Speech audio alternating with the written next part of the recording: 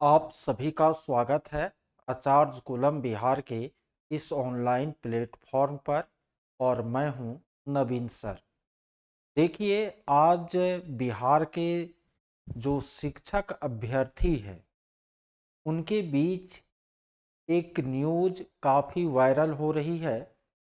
और न्यूज ये आ रहा है कि आगामी जो टीआरई 4.0 है वह नहीं भी आ सकता है।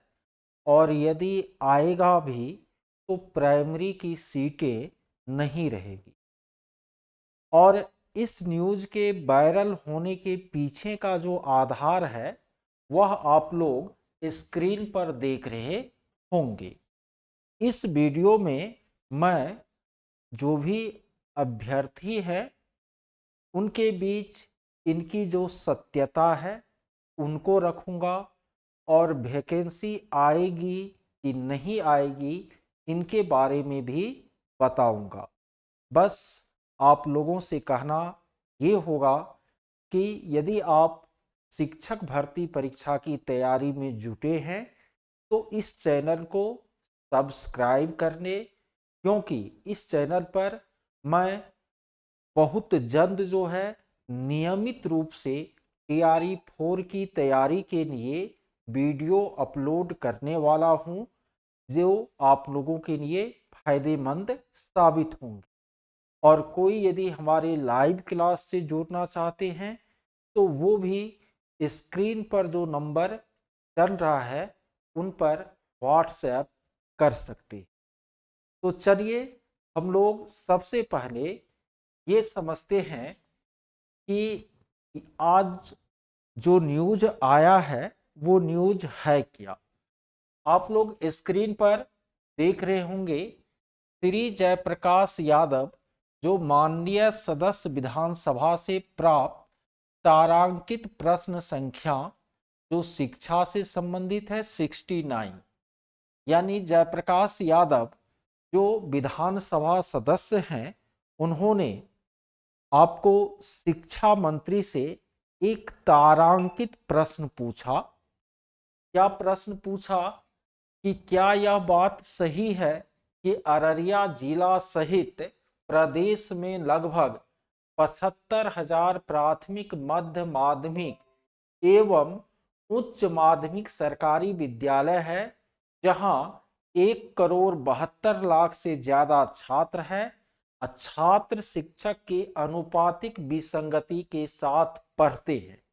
फिर पूरक प्रश्न में था कि क्या यह बात सही है कि शिक्षा के अधिकार अधिनियम 2009 के अनुसार प्राथमिक विद्यालयों में छात्र शिक्षक अनुपात 30:1 और माध्यमिक विद्यालयों में 35:1 के स्थान पर 55:1 और 38:1 है।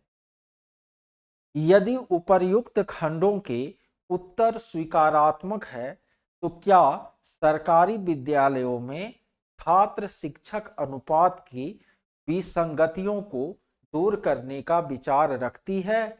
हाँ तो कब तक, नहीं तो क्यों? अब देखिए, इस प्रश्न के उत्तर में माननीय शिक्षा मंत्री सुनील कुमार जी कहते हैं कि वस्तु स्थिति यह है कि राज्य के प्रारंभिक माध्यमिक उच्च माध्यमिक विद्यालय में छात्र शिक्षक अनुपात जो है क्रमशः 31:1 और 44:1 है। ठीक है, यानी प्राथमिक में शिक्षा मंत्री जी कहते हैं कि वस्तु स्थिति यह है कि अभी बिहार के जो प्रारंभिक विद्यालय है उसमें छात्र शिक्षक अनुपात 31:1 है और जो माध्यमिक विद्यालय है उसमें 44:1 है। वर्तमान में बिहार लोक सेवा आयोग द्वारा तृतीय चरण के प्रारंभिक विद्यालय एवं माध्यमिक उच्च माध्यमिक विद्यालय अध्यापक के क्रमशः 38,900 और 42,445 पद हेतु परिणाम घोषित किया गया है। साथ ही बिहार लोक सेवा आयोग द्वारा प्रधान शिक्षक के 47 पदों हेतु परीक्षा परिणाम घोषित किया गया है। इन शिक्षकों के विद्यालय में योगदान के पश्चात प्रारंभिक विद्यालय में शिक्षा के अधिकार अधिनियम 2009 के तहत निर्धारित छात्र शिक्षक अनुपात के लक्ष्य को प्राप्त कर लिया जाए। बस यही न्यूज जो है आपको सोशल मीडिया में आज दोपहर से तैर रही है, और इनके बाद बहुत सारे जो आपको यूट्यूबर हैं या सोशल मीडिया के लोग हैं जो शिक्षा विभाग से गहराई से नहीं जुड़े हुए हैं, खास करके बिहार के शिक्षा विभाग से, वो अभ्यर्थियों को भ्रमित कर रहे हैं कि अब तो TRE 4 नहीं आएगा, अब बिहार में शिक्षकों की बहाली नहीं होगी, यह TRE 3 अंतिम बहाली थी, और यदि आएगा भी तो माध्यमिक उच्च माध्यमिक का आएगा, प्राथमिक का नहीं आएगा। देखिए, मैं आप लोगों को क्लियर बता दूं कि पिछले 10 वर्षों से मैं बिहार के शिक्षा विभाग में काम कर रहा हूं, और बहुत ही गहराई से सूक्ष्मता से इसके कार्य प्रणाली का मैं अवलोकन भी कर रहा हूं, क्योंकि मैं आपको ऑनलाइन मोड में जो है टीचिंग एग्जाम के लिए क्लासेज भी देता हूं। ठीक है, तो हमको पता है कि ये क्या है। वास्तव में अभी आपको शिक्षा मंत्री जी ने जो डाटा दिया है वो डाटा क्या है, तो आपको TRE 1 से लेकर 3 तक जितने का BPSC ने रिजल्ट निकाला, ठीक है, उसकी संख्या को मंत्री जी ने सीधा सीधी पहले जो नियोजित शिक्षकों की संख्या थी उसमें ऐड कर दिया। इसके अलावे आपको हाल ही में प्रधान शिक्षक पद पर जो शिक्षक चयनित हुए उनकी संख्या को भी उसमें ऐड कर दिया, और कहा कि मेरा प्रारंभिक में छात्र शिक्षक अनुपात जो है वह 30:1 के करीब आ चुका है। लेकिन शिक्षा मंत्री ने यह नहीं कहा कि आगे बहाली नहीं होगी। देखिए, जबकि वास्तविकता यह है कि TRE 1 में 28,000 शिक्षक जो है नियोजित शिक्षक वो आपको विद्यालय अध्यापक बने थे। इसी तरह TRE 2 में भी काफी संख्या में नियोजित शिक्षक विद्यालय अध्यापक बने।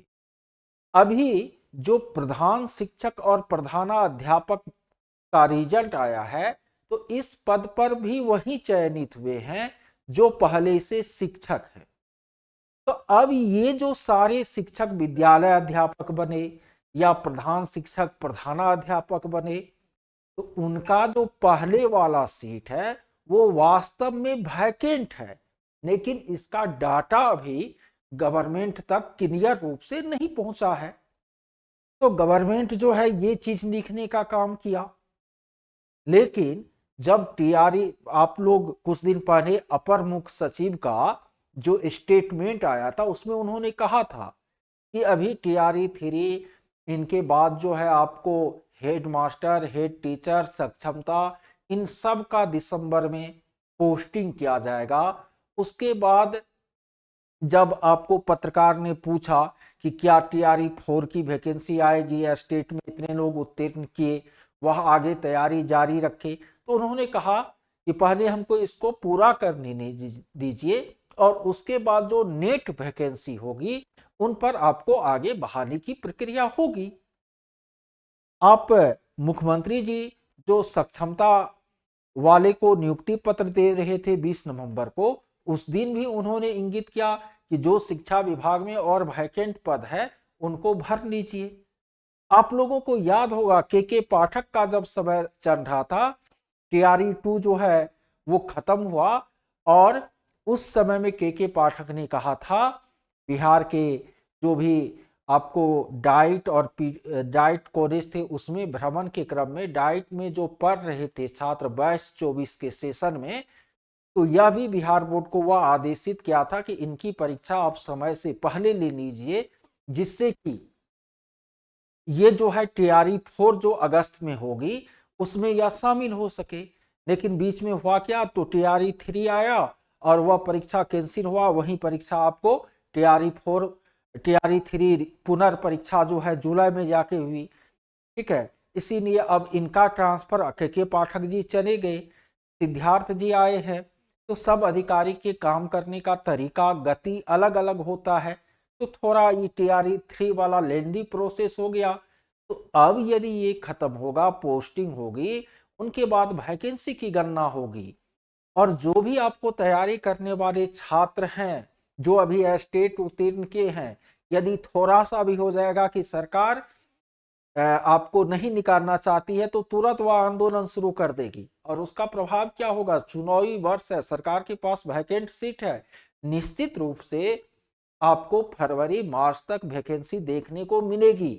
और वह वैकेंसी भी आपको सबसे ज्यादा प्राथमिक में ही देखने को मिलेगी, क्योंकि प्राथमिक के ही बहुत सारे टीचर जो है वह हेड टीचर बने हैं, बहुत सारे टीचर ऊपर की कक्षाओं में गए हैं। तो यहीं पर आपको वैकेंसी सबसे ज्यादा है और इसी की वैकेंसी सबसे ज्यादा आपको देखने को मिलेगी।